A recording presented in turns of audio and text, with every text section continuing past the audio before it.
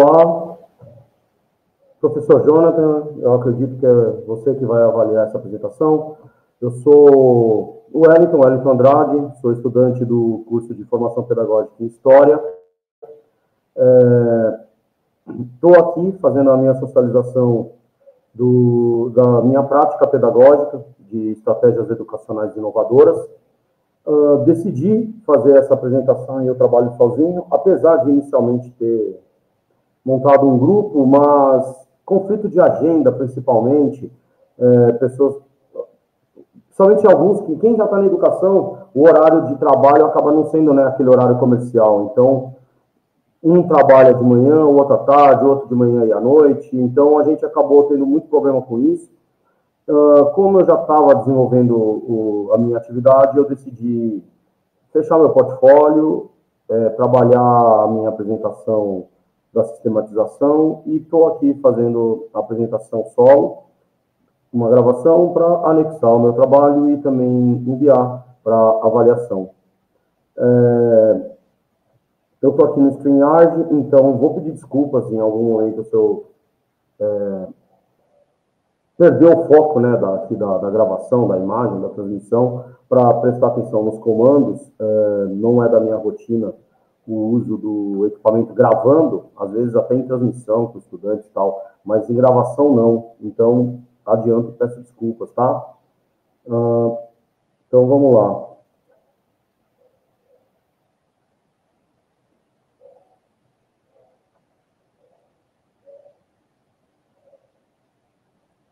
Pois bem, vou compartilhar minha tela, vou ficar aqui na janela ao lado para poder ser visto e também poder me expressar enquanto eu faço a apresentação. Peço desculpa se o microfone estourar, eu estou tentando modular meu tom de voz. Acho que a experiência da sala de aula criou em mim o hábito de, quando apresentar, de quando me comunicar, acabar elevando o tom de voz, falando alto para ser ouvido, independente do tamanho da sala de aula, da plateia ou do auditório. Então, peço desculpa se às vezes o som estourar na gravação, mas eu acabo, às vezes, não conseguindo modular minha voz e falando um pouco alto, como se eu estivesse num ambiente mais barulhento, mesmo estando aqui em completo silêncio. Então, também, mais uma vez, peço desculpas, tá? Vou fazer a apresentação da minha socialização, vou realizar, né, a socialização, vou fazer a apresentação do slideshow que eu montei, com alguns tópicos que estão envolvidos no meu portfólio, mas o principal, que era o que era exigido na proposta pedagógica da disciplina, né, que é o mapa conceitual, vou me atentar a isso, mas também gostaria de debater alguns pontos, já que essa socialização não é de um trabalho feito em grupo, então, como eu não tive a oportunidade de compartilhar com outros colegas as minhas práticas, vou tentar fazê-lo nesse vídeo da melhor maneira possível, porque, de repente, eu não sei se esses trabalhos são utilizados até outra finalidade, para apresentação, compartilhamento e tudo mais.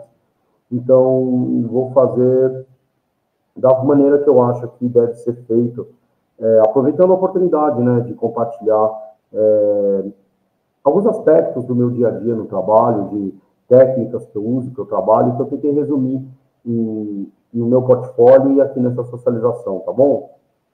Então, eu sou o acadêmico Wellington Andrade, ou Wellington Gomes de Andrade, mas me apresento sempre como Wellington Andrade. Sou da turma de Formação Pedagógica em História. Estou aqui no primeiro semestre, encerrando, né? Estamos acabando o ano. Essa é a minha última disciplina do semestre. Fui tutorado pelo professor Jonathan Alexandre Stengel, espero ter falado correto. E conforme a trilha de aprendizagem, né? Conforme a trilha de aprendizagem colocada no site, foi o que eu segui para produzir o meu portfólio, para produzir a socialização e também para guiar o meu trabalho em sala de aula, para trazer essa experiência de uma forma que eu pudesse apresentar resumidamente, tanto no portfólio quanto aqui na socialização, tá?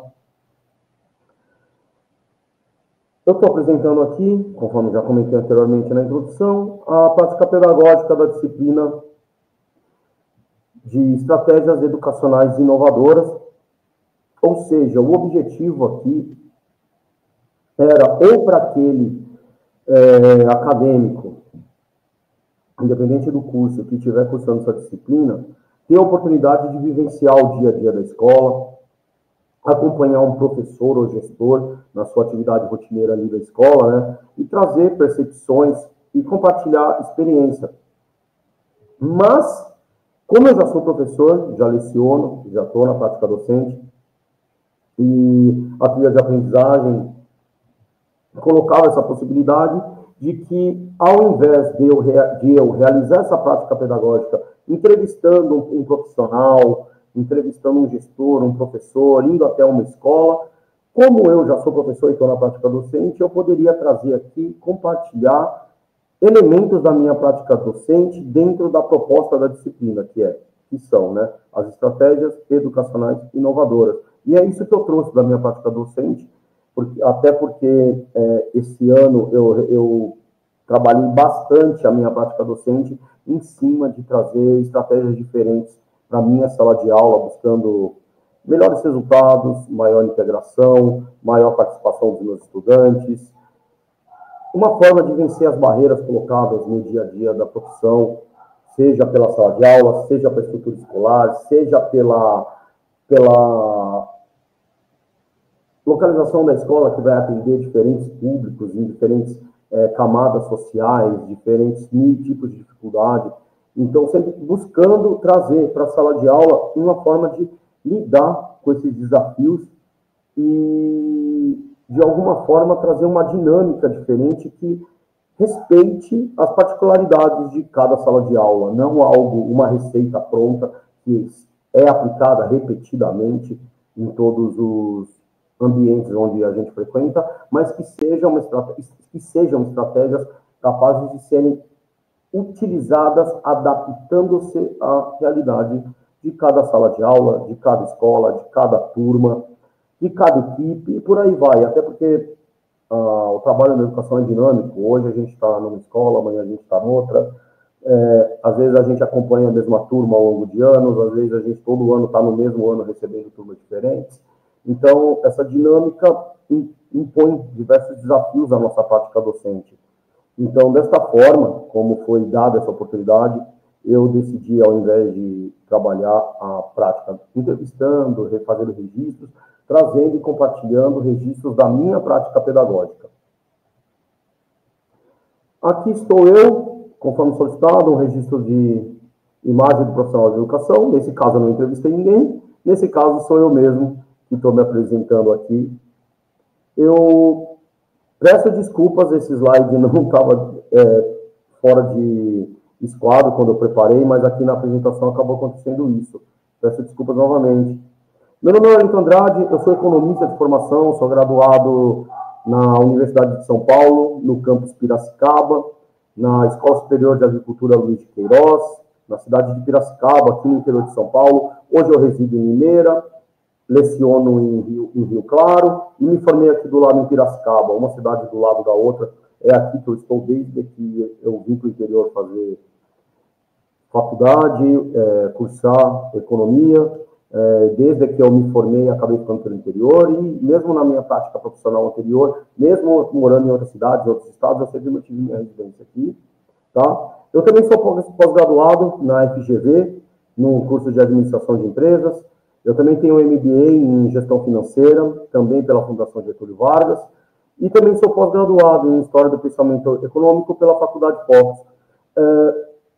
Aqui fica claro que minha formação acadêmica ela sempre foi muito técnica, até porque quando terminei o curso de economia, eu fui para o mercado privado atuar na minha área de formação como economista, principalmente desenvolvendo minha carreira profissional, que também já era herança da minha carreira acadêmica nessa área, na área de planejamento, controle estratégico, planejamento financeiro, planejamento e controle operacional, elaboração, análise e avaliação de projetos, investimentos, novos negócios, inteligência competitiva, gestão de performance, ou seja, sempre dentro do escopo da área de planejamento estratégico do agronegócio. Atuei principalmente dentro de empresas ligadas ao setor de bioenergia, especialmente de cana-de-açúcar, ou seja, açúcar, etanol e bioenergia, fruto da biomassa do esmagamento da cana. Então, minha experiência profissional pregressa, desde que eu me formei lá em 2010 até poucos anos atrás, se deu dentro do mercado privado, sempre dentro de multinacionais do agronegócio. Trabalhei também no setor financeiro, no Banco do Brasil.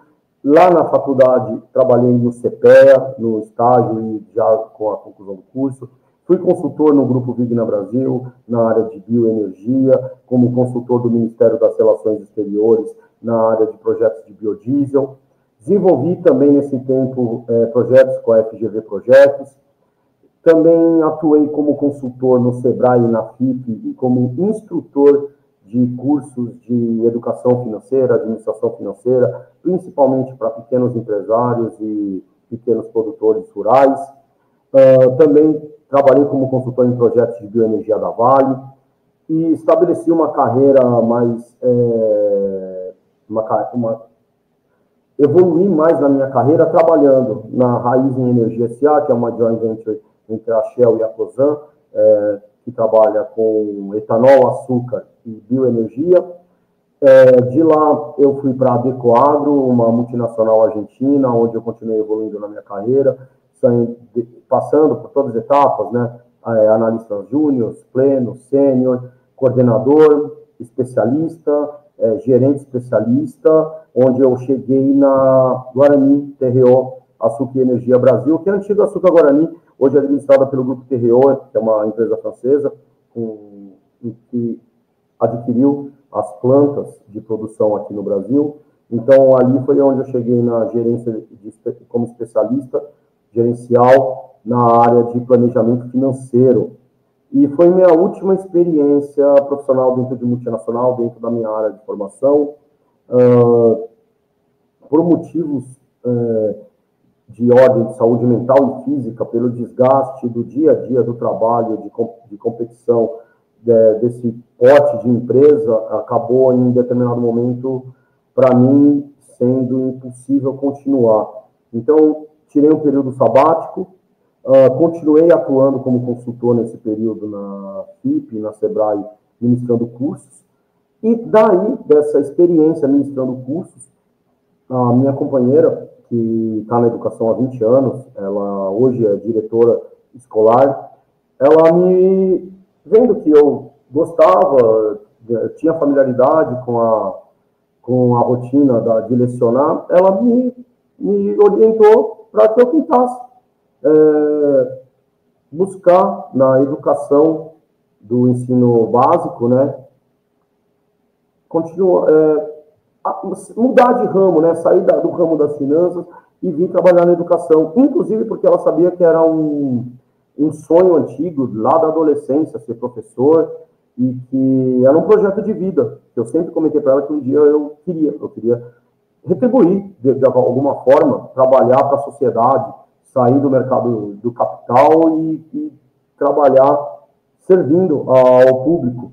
Então, eu fiz a tentativa, entrei na educação em 2022 e desde o primeiro dia na sala de aula eu vi que eu estava no lugar que eu devia estar a vida toda e desde então sou um apaixonado pela educação, continuo me formando, valorizo demais a prática da formação continuada para a minha qualificação e, de alguma forma, trazer toda a minha experiência do mercado privado para o dia a dia da escola, seja na parte de gestão, seja compartilhando experiência com meus estudantes. Então, eu estou aí desde 2022 na educação, atuando como professor de história, professor de matemática, em ensino básico, ensino fundamental anos finais, né, que vai do 6º ao 9º ano, e ensino médio da 1ª série à 3ª série. Aqui no estado de São Paulo é a famosa PEB 2, que é o professor de educação básica, nível 2, que é o professor de anos finais e ensino médio. Então é aí que eu estou atuando desde 2022.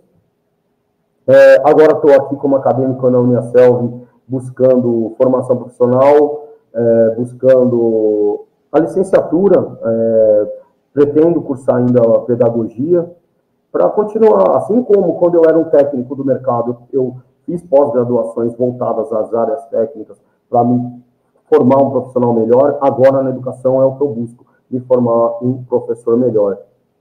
Pois bem, aqui tem uma foto da escola, um registro fotográfico feito pelos meus estudantes. Aqui uma aula de história, onde eu estava falando das datas cívicas. A gente estava em setembro, na Semana da Pátria, então eu estava falando de datas cívicas e também associando ao aniversário da cidade, falando da data. E aí contando um pouco da história da cidade, da onde veio, como ela surgiu, como foi fundada, e traçando isso uma dinâmica com o período do Brasil, da monarquia brasileira ali, né, nessa transição, como se deu a formação das cidades do interior do estado de São Paulo, qual a importância do café nesse processo, como se deram a formação das primeiras vilas, que depois viraram povoados, que depois todo o trâmite burocrático de sair de uma vila até virar uma cidade. Então, aqui tem esse registro feito da minha sala de aula. Aqui eu estou trazendo meu mapa conceitual, também estou eu ali administrando uma aula de história sobre esse mesmo assunto. Tá? Então, eu trouxe aqui os 4 eixos que foram solicitados na trilha de aprendizagem e que também foi colocado ali no modelo que a gente deveria seguir, né, para produzir o mapa conceitual. Então, meu primeiro eixo é o local de trabalho e área de atuação. Como eu já disse, eu sou professor de ensino fundamental e médio, é o famoso, aqui no estado de São Paulo, PEB 2, professor de educação básica nível 2. Hoje eu atuo no programa Ensino Integral da Secretaria de Educação do Estado de São Paulo.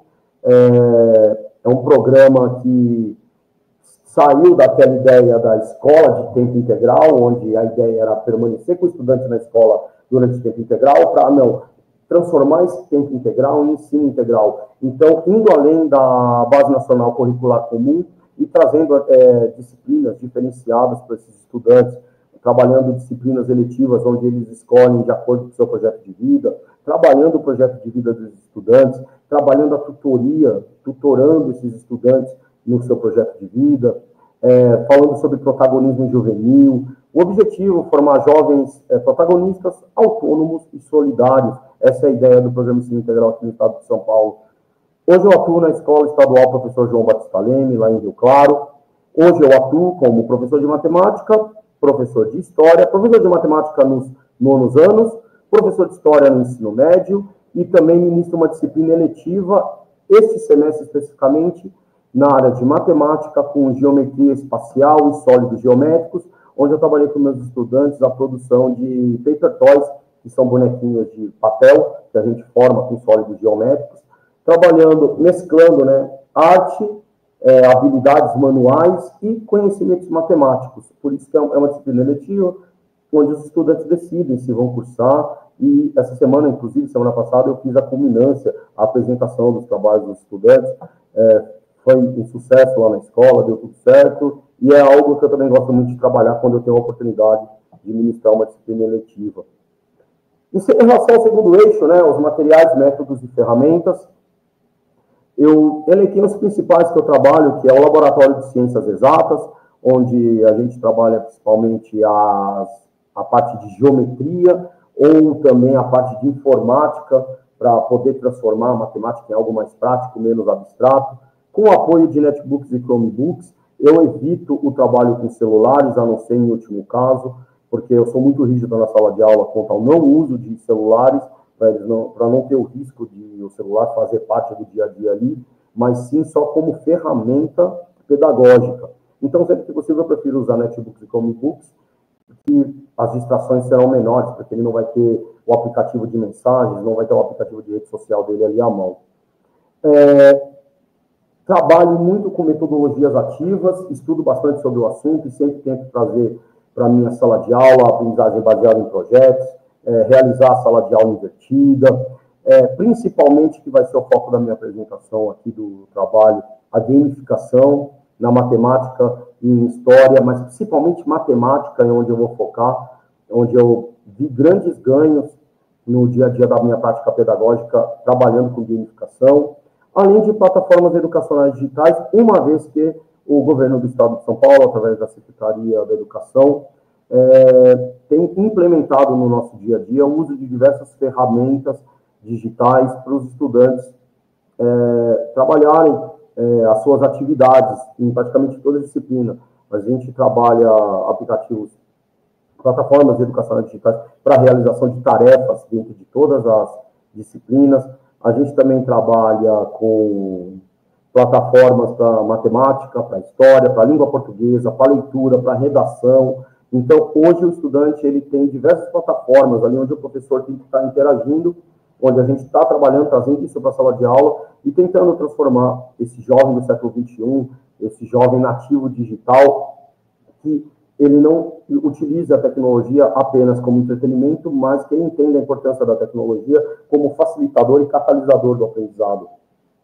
E, finalmente, eu também aqui vou falar de algo que eu trouxe para a minha sala de aula, que são as técnicas Lemov, baseadas no livro do Doug Lemov. Já está no nível 3, eu vou focar no livro 1, que são 49 técnicas que ele fala para ser um professor nota 10. Então, eu passei a levar essas técnicas para a sala de aula, vou falar um pouco mais delas depois, mas os dois focos aqui dos meus materiais e métodos e ferramentas do meu dia a dia docente, para essa ideia de discutirmos estratégias educacionais inovadoras, eu quero falar de gamificação, através de uma plataforma educacional digital de matemática, e falar das técnicas Lemov também do meu dia a dia. No terceiro eixo, a gente tem as competências e habilidades profissionais. Eu coloquei o que eu mais valorizo, e se não dava para fazer aqui uma rede neural até aqui, bem grande para falar disso, do que eu entendo que é para falar, do que eu acho importante, mas eu destaquei aquilo que eu mais foco no meu dia a dia. É o trabalho em equipe. Apesar do dia a dia da sala de aula ser o professor com os alunos, eu acho muito importante no dia a dia da escola a gente ter uma equipe coesa, onde tem compartilhamento de prática, onde a gente compartilha experiência, onde a gente tem oportunidade em aulas de trabalho pedagógico, compartilhar essas experiências, trazer ideias novas, testar, trazer o que deu errado, trazer o que dá certo, manter também um clima né, organizacional ali no nosso dia a dia, porque tudo isso favorece, porque a educação tem muita pressão, a educação a gente tem mudanças todo ano, muda secretário, muda governo, e as mudanças vêm, e muda o trabalho pedagógico, e tudo estoura lá dentro da escola, no professor. Então, uma equipe coesa é uma equipe que suporta e se ajuda. Como eu já disse anteriormente, formação continuada e aperfeiçoamento profissional, para mim, isso é muito importante, seja através da formação da educação formal em universidades, faculdades e instituições, mas também aquela feita, né, por protagonismo, né, e corresponsabilidade do educador, que é ler livros, participar de cursos online gratuitos, participar das formações oferecidas pela secretaria. Então, eu acho isso muito importante, aliado à formação acadêmica e à formação técnica. Eu já investi bastante nisso e continuo investindo e vou continuar enquanto for professor. Acho muito importante também trabalhar a gente, entre os professores e com o estudante na sala de aula, as habilidades socioemocionais e as habilidades relacionais. Por isso que eu falei de trabalho em equipe. Então, é muito importante para mim trabalhar a inteligência emocional com os estudantes e dentro da equipe. E também gestão de sala de aula. Salas de aula diferentes têm dinâmicas diferentes. Então, o professor precisa ser dinâmico para entender a realidade de cada sala e aplicar métodos que funcionem para cada sala. Métodos que mantenham a disciplina, que mantenham o engajamento e que mantenham o respeito entre os estudantes e o educador. Finalmente, no quarto eixo, vou falar das minhas perspectivas de crescimento profissional. Hoje eu sou aprovado no concurso, né, aqui do Estado de São Paulo, e estou aguardando convocação. Provavelmente agora para 2025 eu devo ser convocado pela minha classificação, eu espero. Se não, o concurso vai continuar valendo durante uns anos, e eu estou aqui aguardando. Enquanto isso, sou professor contratado da Secretaria de Educação. Pretendo, assim que eu concluir minha formação pedagógica, participar desse processo seletivo para cursar mestrado na área de educação. Aqui do lado, em Rio Claro, que é onde eu trabalho, tem a Unesp, que tem um ótimo mestrado em educação, então eu tenho essa intenção, ou um mestrado profissionalizante na área de matemática, que esse está sendo oferecido pela Secretaria de Educação lá em Campinas. Então, eu estou entre esses dois, mas com certeza, terminando aqui a formação pedagógica no meio do ano, para o fim do ano que vem, eu vou estar prestando processo seletivo para um desses dois, com certeza. Gestão pedagógica também é outro objetivo meu, que é a transição da sala de aula para a gestão da escola. Gostaria muito de ter a oportunidade de trabalhar e trazer a minha experiência profissional, minha experiência como gestor em empresas privadas para o dia a dia da escola. Então, ter experiência de trabalhar como coordenador de gestão pedagógica e, quem sabe, até um dia como diretor escolar, trazendo a minha experiência e juntando com a minha experiência de sala de aula e um dia poder contribuir mais dentro do que eu acredito da educação. Além de transformar a sala de aula para depois de um momento, em determinado momento, com essa experiência, com essa bagagem, transformar a escola. E também a replicabilidade de projetos. Eu desenvolvo diversos projetos no meu dia a dia e eu queria ter essa oportunidade, aproveitando as oportunidades que a Secretaria de Educação dá, e eu já consegui alguns poder levar na diretoria de ensino e apresentar para os meus colegas, algumas práticas que eu trago para a minha sala de aula ou para a gestão da minha escola, a gente compartilhar com outras escolas.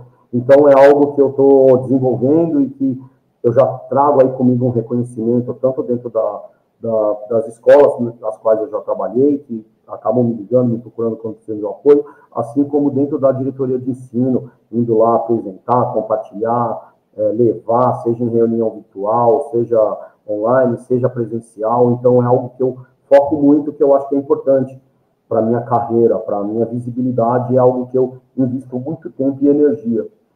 Acho que é isso. Eu vi que a minha apresentação está ficando longa, então eu não queria postergar tanto, mas esse é o mapa conceitual onde eu tentei aqui compartilhar minhas ideias, minha visão sobre esses 4 eixos estruturantes aqui da minha prática pedagógica, do meu dia a dia. Então, eu gostaria, então, só para finalizar, falar rapidamente da minha prática pedagógica que eu trouxe, que está lá no meu portfólio, que são 2 técnicas, 2 atividades, dois trabalhos realizados no meu dia a dia que eu queria compartilhar. Um é a utilização de plataformas educacionais digitais, com foco aqui, eu queria falar da Matpic, que é uma plataforma gamificada para a prática matemática, onde eu falei um pouquinho aqui da importância da utilização de metodologia ativa, né? Principalmente a gamificação dentro dessa plataforma educacional, que é cheia de recursos interativos, como jogos e atividades lúdicas. E eu vi isso, que isso se mostrou muito valioso para transformar a experiência educacional em educação matemática, combinando tecnologia, interatividade e a pedagogia, buscando sempre alcançar resultados mais sólidos, onde eu posso destacar aqui, da minha experiência ao longo do ano de 24, que está se encerrando essa semana, dentro da minha sala de aula, alguns resultados que eu enxerguei na prática matemática, que dentro da plataforma Matfic, né, de sair da lousa, do caderno, e trazer ali a gamificação, que é algo do dia a dia deles, e para uma prática mais lúdica e menos abstrata. Então, eu vi alguns resultados como estímulo ao engajamento dos alunos, quando a gente tem a oportunidade, que eu falo, nós vamos num laboratório, hoje vamos trabalhar na plataforma, eles ficam ansiosos, não são todos, claro, é um trabalho, eu estou começando agora com isso, mas depois de 10 meses aí trabalhando com eles, eu vi agora no fim do ano resultados, alunos entregando muitas atividades ali, eu coloco meta de realização, coloco meta de percentual de acerto, e aí vai evoluindo, né? Isso também ajuda a facilitar a compreensão conceitual, né, dos conceitos matemáticos, através desses jogos interativos. Então, esses conceitos abstratos passam a ser apresentados de forma prática e visual para eles. Então, facilita a compreensão. É o que eu disse, às vezes sair da lousa, por mais que ali seja a nossa principal ferramenta, para eles ajuda, né, ver a matemática acontecendo de forma prática. Também a promoção da colaboração e do trabalho em equipe dos estudantes, porque a gente coloca desafios, às vezes eu divido em equipes para ver a equipe que ganha, aí dependendo do candidato distribui um brinde simples, bala, pirulito, sei lá, a gente faz e dá certo, é legal, eles gostam de disputar. Entreguei certificados agora no fim do ano para os estudantes que se saíram melhor, para reconhecer, para eles valorizarem, né? Em última instância, é um certificado que, para eles, às vezes, até sabem, alguns já querem trabalhar, não tem importância do ponto de vista profissional, mas para eles passarem a valorizar os reconhecimentos acadêmicos do que eles produzem dentro da escola. Também a plataforma ajudou a atender a diversos estilos de aprendizagem, porque cada estudante tem uma realidade, cada estudante tem um ritmo. Então, dentro dessa plataforma, é possível colocar para cada estudante atividades, principalmente onde ajudou isso aqui, no nivelamento. Quando você tem estudantes com mais letramento matemático, mais facilidade, colocar atividades mais desafiadoras. E para aqueles que têm um pouco mais de dificuldade, que têm algumas habilidades matemáticas estão defasadas, acumuladas de anos anteriores, colocar essas atividades para eles praticarem, tentar trazer um nivelamento. É difícil trazer todo mundo ali para o mesmo nível, nessa realidade da sala de aula, mas essa plataforma permite eu colocar desafios, atividades mais desafiadoras com os meus estudantes que têm mais avançados, e para aqueles que precisam de reforço, que precisam recuperar habilidades, reforçar e sanar essas defasagens, atividades mais simples, retomada de atividades do 7º ano, do 8º ano, e, finalmente, reduzir a ansiedade de matemática, que é o negócio do estudante. Não gosto de matemática, eu não gosto de matemática, eu não sei para que serve, eu não vejo utilidade.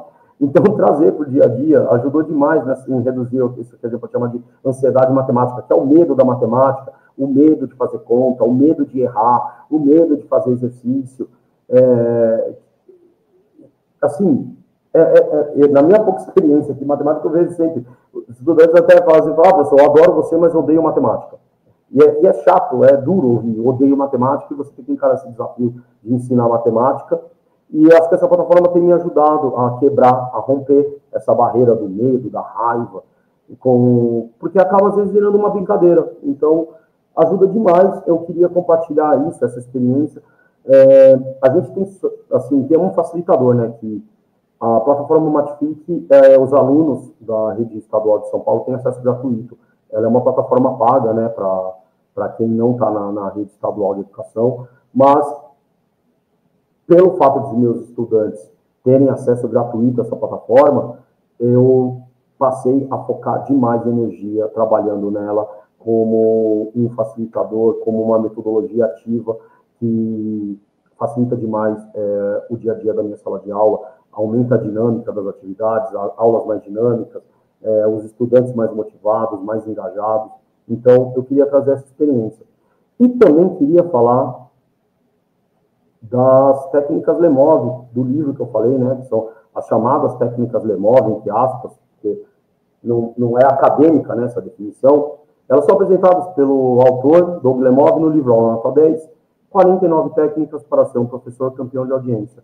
São estratégias práticas e detalhadas que buscam aprimorar a eficácia das aulas por meio de ações diretas e replicáveis. Essas técnicas foram baseadas na observação feitas pelo autor de professores altamente eficazes, de escolas que tinham bons resultados lá nos Estados Unidos, principalmente escolas carentes, né? E o objetivo dessas técnicas, desse livro que ele escreveu, é ajudar outros docentes a alcançar melhores resultados na sala de aula, principalmente no engajamento dos estudantes e no desempenho deles. No livro do Lemov, as técnicas são organizadas em categoria, e eu coloquei aqui as categorias.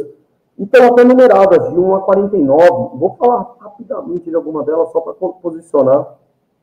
Ele separou entre técnicas que buscam criar altas expectativas acadêmicas, técnicas que buscam ajudar a planejar para garantir um bom desempenho acadêmico, técnicas para estruturar e dar aulas, técnicas para motivar os alunos nas suas aulas, técnicas para criar uma forte cultura escolar, técnicas que ajudem a estabelecer e manter altas expectativas de comportamento e, finalmente, técnicas que ajudam a construir valores de autoconfiança.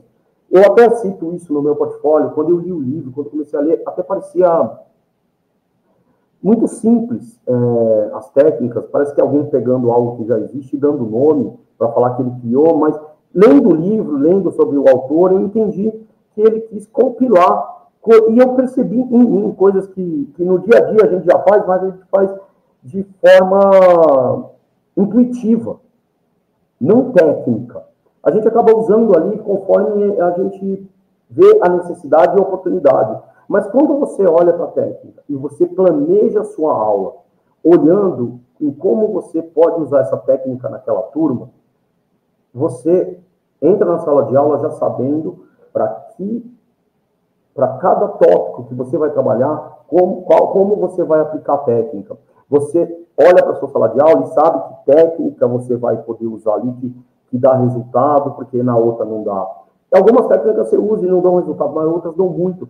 Então, eu vi a importância de ler esse material e de praticá-lo no dia a dia, como uma forma de estruturar, mesmo isso, técnica, não algo intuitivo, mas algo que tem nome e que eu começo a colocar no meu plano de aula, na hora de eu planejar a minha aula e na hora de eu executar a minha aula e na avaliação da aula. Olhar para trás e ver se quando eu usei a técnica deu certo.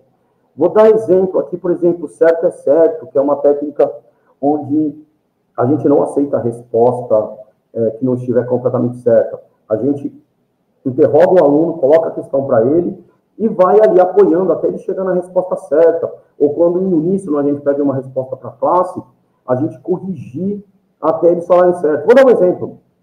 Quando eu falo de... Esses dias na aula, eu falando de triângulo equilátero.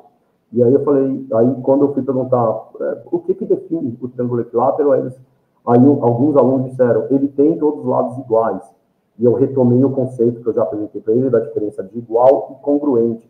E começa a cobrar. Ah, por que esse triângulo é equilátero? Porque tem todos os lados iguais? Não, porque os lados são congruentes. Logo, os ângulos internos também são iguais? Não, congruentes. Então, certo é certo, não tem meio certo. Aprender a falar. Eu falo para eles da importância do letramento matemático, interpretar os sinais e dar nome correto para as coisas.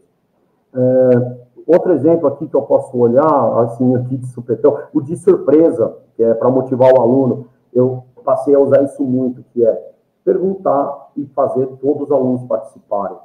Estou fazendo uma apresentação, dando a aula ali, resolvo fazer uma questão e busco aquele aluno que está distraído, aquele que eu estou vendo que está querendo ir embora, que está olhando para nada, que está viajando.